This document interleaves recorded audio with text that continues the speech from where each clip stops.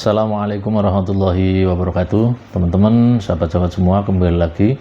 Kali ini kita akan berbicara ya tentang peristiwa yang sangat viral baru-baru ini, yaitu adanya seorang Gus yang mengolok-olok penjual es ya. Tapi kali ini saya tidak akan berbicara tentang sosok Gus tersebut, tetapi yang ingin saya telusuri itu adalah dari mana asal-usul kata Gus.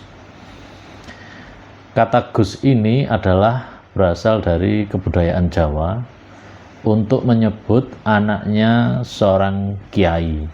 Gus itu kalau kita tahu ya berasal dari kata bagus atau den bagus gitu ya, untuk memberikan penghormatan kepada kiai ya, karena sudah berjasa mengajarkan ilmu agama kepada masyarakat sekitar.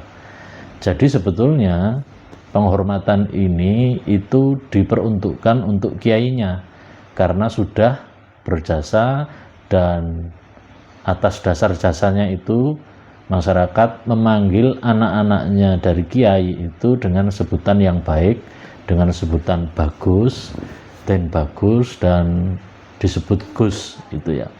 Nah yang kedua, Gus ini jika nanti ketika sudah besar, sudah alim, sudah berakhlak dengan akhlak yang baik, kemudian dia bisa mengajar kitab kuning, sudah mengajar masyarakat, maka zaman dulu maka itu tidak disebut Gus lagi, tapi sudah menjadi kiai karena sudah alim, sudah mengajar ilmu agama kepada masyarakat sekitar.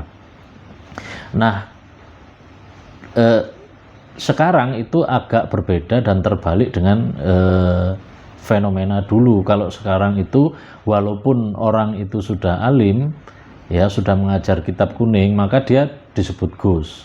Misalnya Gus Baha, misalnya ya Gus Mus, itu sebetulnya kalau ukuran zaman dulu Gus Baha itu bukan Gus lagi, karena beliau sudah sangat alim alama ya, sudah mengajar kitab untuk masyarakat. Demikian juga untuk Gus Mus ya, karena beliau sudah alim alama dan sudah sepuh lagi ya, sudah mengajar kitab kemana-mana ya, banyak juga santrinya gitu loh. Tetapi fenomena kata Gus ini memang setahu saya di sekitar tahun 90 2000-an itu sangat fenomenal sekali dengan munculnya sosok Gus Dur ya, sehingga kata-kata Gus ini menjadi sangat populer, sangat ampuh gitu ya, sehingga seakan-akan mengalahkan kata kiai gitu ya. Padahal Gus itu adalah sebutan untuk anaknya kiai yang masih kecil, yang masih belum bisa ngaji. Nah kalau sudah bisa ngaji, maka kalau zaman dulu itu biasanya sudah tidak disebut Gus lagi, tapi berubah menjadi kiai karena sudah mengajar kepada masyarakat gitu ya. Di zaman sekarang juga karena saking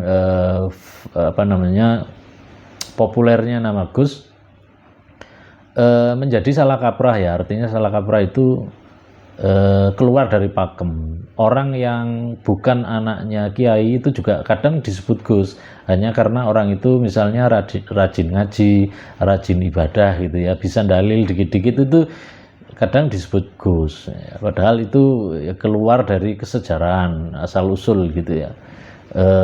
Ikut misalnya satu majelis, ikut pengajian, itu kadang juga sudah disebut Gus. Atau juga ada orang yang sengaja menyematkan namanya, misalkan di medsos atau di mana, itu disebut Gus. Dan kadang orang itu sebagian orang juga senang atau bangga ketika disebut Gus, padahal orang ini bukan anaknya kiai gitu. Jadi memang ada perbedaan ya, termasuk salah kaprah yang terjadi di zaman sekarang dibandingkan dengan istilah di zaman dulu. Nah oleh karena itu sebetulnya kalau saya pribadi jangan mudah-mudah untuk menyebutkan gelar, apalagi yang berhubungan dengan gelar-gelar keagamaan, supaya tidak terjadi salah kaprah dan keluar dari pakem gitu ya.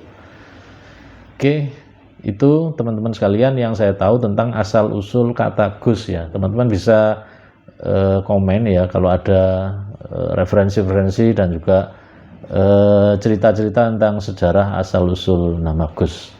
Assalamualaikum warahmatullahi wabarakatuh.